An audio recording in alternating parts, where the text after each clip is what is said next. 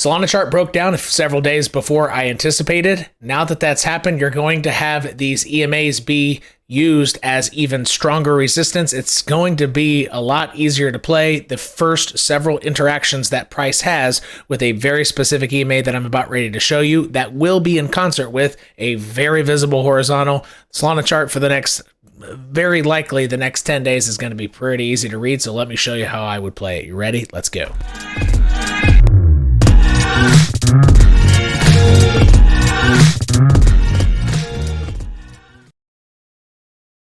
First, let's start off by saying you might want the same horizontal, which I have the coordinates labeled here, and the same next support down here on your Solana chart.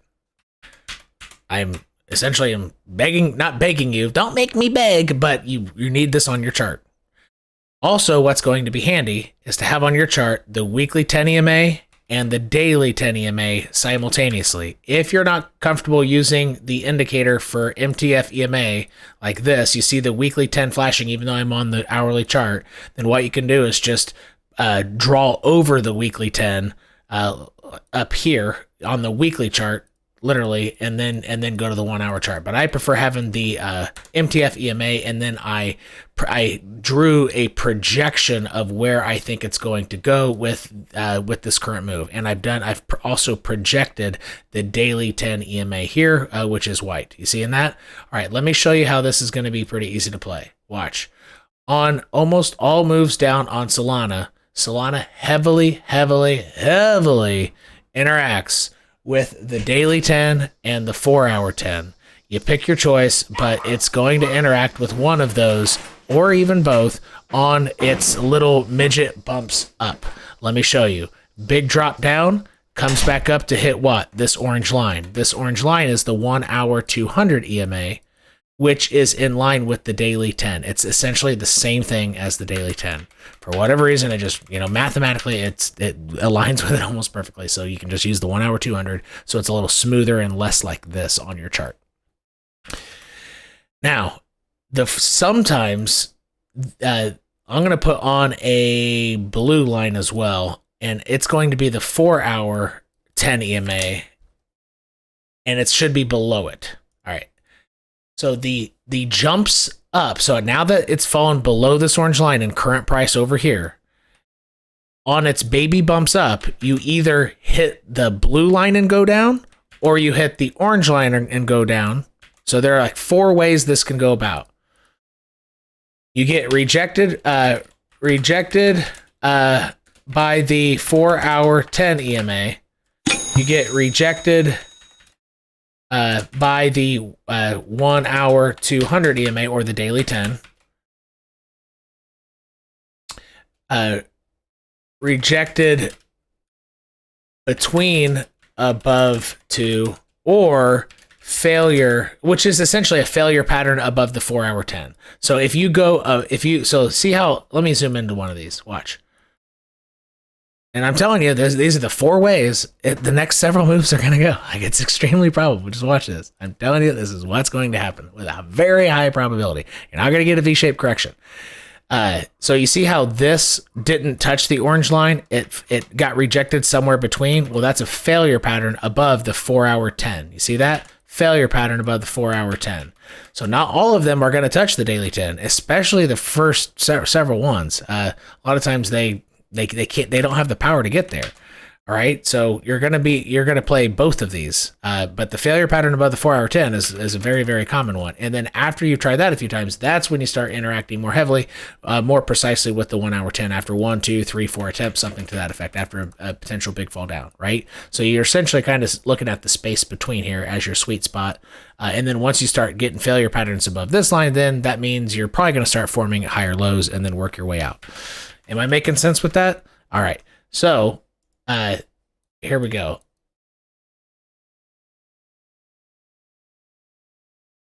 I will put failure pattern between, or failure pattern above the 4 hour 10, which this one means between both. And then failure pattern on the 1 hour 200 EMA. So so these are the 4 ways that Solana price is getting ready to move. And you have a very, very high probability because the initiation of the move down just now started. All right.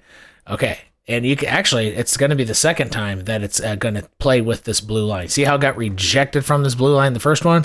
Well, the similar things getting ready to happen. Since it's going to be essentially 1, 2, the third time it's going to get rejected, I would see the possibility that it does a failure pattern above this line, and this 4-hour 10 is going to start going like this, and price is going to want to do a failure pattern, and it's going to come up shy to this 1 hour 200 EMA. So it'll probably be one of those where it goes between, is my guess for the very next one.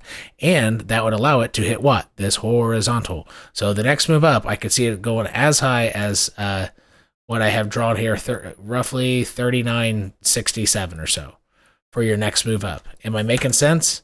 And you can see how the pattern of how Solana moves on EMAs and how it recovers with baby bounces, it almost perfectly aligns with this horizontal resistance on which it's going to bump its head. So you're going to have double resistance. You have confluence. I don't use that word a lot, but you have different indicators and reasons to predict something, aligning almost perfectly here. And so these are the tools that I would use. The horizontals that I gave you at the beginning of this, and I will zoom out so you can get those. Behind me here, those horizontals, those three things, okay? And then the daily 10 EMA, or you could use the 1 hour 200 instead of that, and the weekly 10. I don't think the weekly 10 will be in play quite yet, but if you see price charging up above the EMAs I just showed you, well, then you need to throw on your weekly 10 EMA because it's probably going to go hit that. And that's really all you need. And to the downside, as it keeps marching down, it might not bounce until here. It might have a big, big move ahead of it because these horizontals that are kind of formed by all this choppiness here. Let me take off these EMAs. Any horizontal like this on the small term time frames, they're not going to hold price. It's going to have to be this one most likely. It is possible that it starts digging its way up with higher lows, but when it bumps its head here, that's when it would hit it. So it'll be possible if it does look like it's turning around here. I would say it'll get rejected somewhere up here and then eventually hit this. Now that this horizontal is broken, it's going. So again, let me take off everything, even price. Watch this. Now that this blue box price has gone below it, it's going to come up and use it as resistance as opposed to being used as support, right? So previous support is going to be future resistance. It might look like a recovery, but watch out for this area here, and then it's very likely to make its move down here. But in that time to figure out, hey, when will it swoop up to get here? All right, in this moment, you're going to want to use those EMAs that I just showed you so you can better predict, hey, it got above both those EMAs, or it's using the 1 hour 200 as support for the first time. This is probably where it's going. It's going to bump its head on this and probably hit the weekly 10 EMA at the same time, but it'll only happen after you see the 4 hour 10 price gets above it and price gets above the 1 hour 200. Then you're going to bump your head on this, and then you're likely going to have a failure pattern. It's probably going to come down even more unless the stock market wants to bounce, the SPX wants to bounce off its daily 10 EMA on Monday and or Tuesday. But Friday had a weak closure below the daily 10 EMA. So it could just be blood on the streets on Monday and Tuesday when we come into this. And that's why I think that $28 it's really your next zone down. And in the bounce before then, if it makes a lower high before getting there, I just gave you the two EMAs to use and the two, essentially 1 or 2 horizontals to use in that time frame, and hopefully this gives you pretty good guidance on Solana over these exact tools might last you 14 days. Might. Even when price starts getting above those EMAs, I said it would likely hit its head on, but then you're going to run into this and it's going to fall below those EMAs again, and you just start the process over again on its descent down here. Does that make sense? So that's why this could last you 14 days.